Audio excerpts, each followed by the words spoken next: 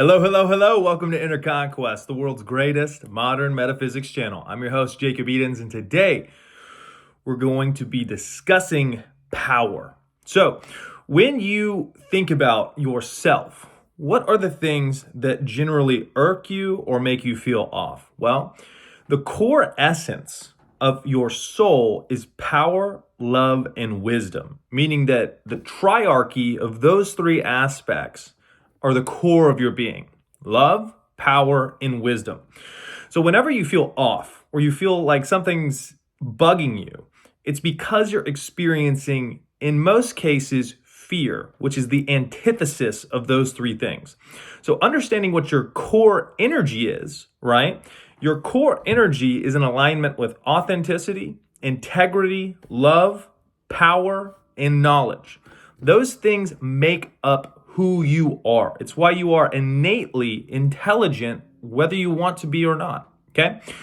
As you understand that you are the creator of your reality and that the external world is a reflection of who you identify as and what you entertain from a state-based standpoint, you begin to shed the fallacies that cloud that aspect of your soul, because you cannot change the fact that your soul is power, love, and wisdom, right? You cannot change the fact that you are a unique, individualized soul that is authentic because of who they are. So anytime you run into things that bug you, you want to understand that generally the reason they're that way is because of fear, and the fear is limiting you in some way. So through accessing your power, you are able to cast off these things from your being and allow you the mobility to embody the states that you want to embody. So what does that look like and what does that feel like? Well, power is presence. So when you are present, you are occupying your space. Think about this, right? If you are distracted or want to escape in some way, generally what it is because something is bugging you and you don't want to address it, so you divert your awareness and your attention, okay? So when you divert your awareness and your attention, you focus on something else, which can be good, but at the same time, you want to understand that you have the capability to cast things out of your field, okay? So if you have thoughts, emotions, or even third dimensional reflections that go in opposition to whatever you deem as your ideal, you want to understand that you have the power to overcome those, and that those are not able to overtake you once you understand that you are power.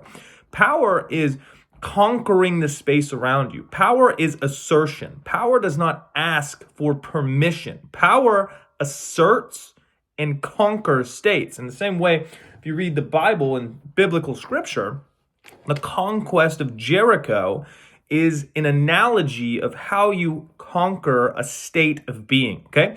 So say that your goal is to be wealthy, or it's to be healthy, or whatever your ideal is, right? If you are powerful and coming from power, you do not ask permission to embody that state. You assume that state. And oftentimes with law of assumption, the reason that it cannot work sometimes is because people are not assertive enough.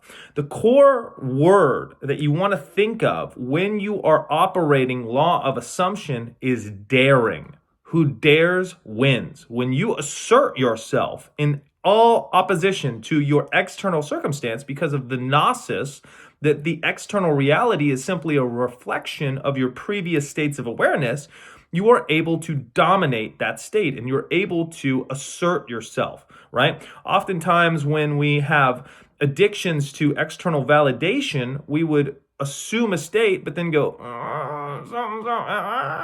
you feel the uncertainty, right? And so you slink back into whatever is your most dominant thought pattern or state that you've rehearsed the most, right?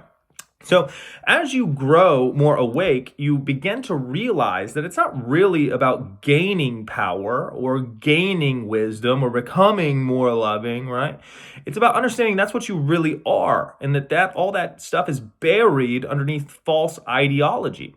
So as you get more powerful, you begin to burn away these things in the same way that a heat lamp will begin to get hotter and hotter and hotter and melt away the wax that's encased it, right? So as you begin to wake up, you want to understand that your power precedes you, but it's only given to those who stand up and take it. You assert yourself into states. You do not ask permission. In the same way that Jericho is conquered, you go to the city center, you blow the trumpet 7 times, and the walls come down, right? You don't say, is it okay if I go through the gate? Is this, can I go to the city center? Is that okay? Like, if I do this long enough, how long is it going to take? You don't have uncertainty, right? You assert yourself into whatever state you want, and you persist because you are the creator of your reality. And reality is dictated by consciousness. Consciousness is not created by reality.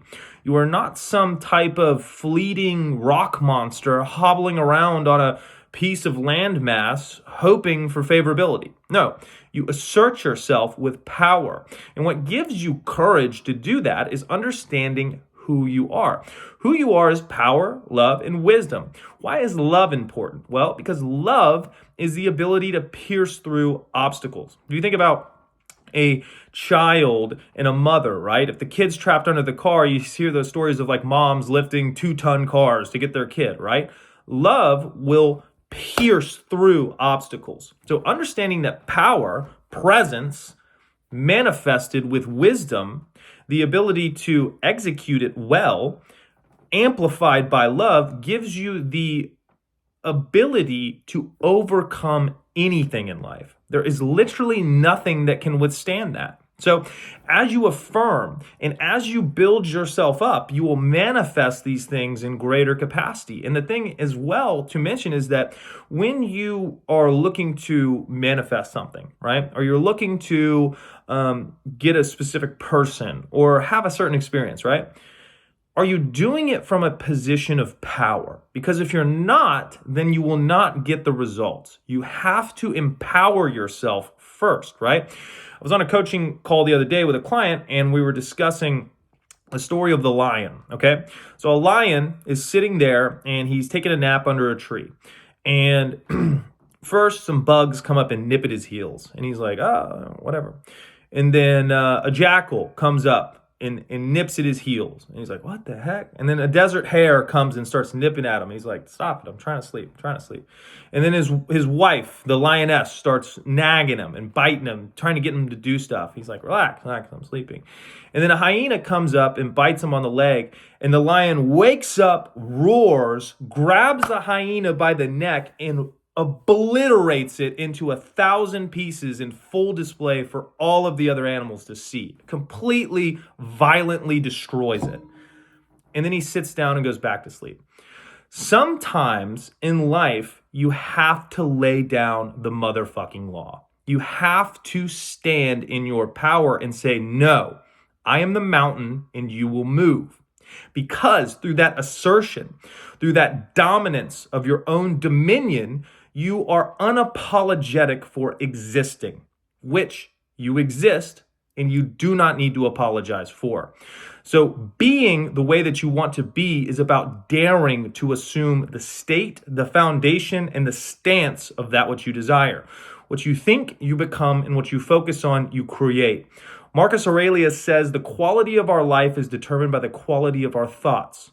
So you deserve quality thoughts and quality focuses that are of self-empowerment. Because once you empower yourself, you begin to lose faith in all of the false gods that try to circuit break your power and extrovert your power through secondary and tertiary causation, which are all lies. Because if you can overcome that, then you don't need these different things. You understand that internal fulfillment is how you cultivate and create reality, which is really what everybody's looking for, is that freedom of expression and freedom of sovereignty.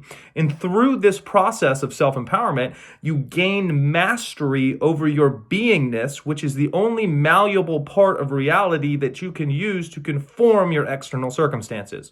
So by dominating your space, understanding who you are, it gives you the lens and the periphery to understand what you are not, and the ability to burn it away and cast it into the fire in a way that makes you the sole progenitor of what you wish to see manifest. So I know you guys enjoyed the video. If you guys have comments that you would like to leave for future videos, feel free to put that in the comment section. Additionally, the link tree has all the coaching stuff. The only thing I ask is if you do the Spartan 1, just watch the video before you sign up for it so you know everything that is entailed in that. The most important thing that I have to say today, guys, is go conquer, and I'll see you in the next one.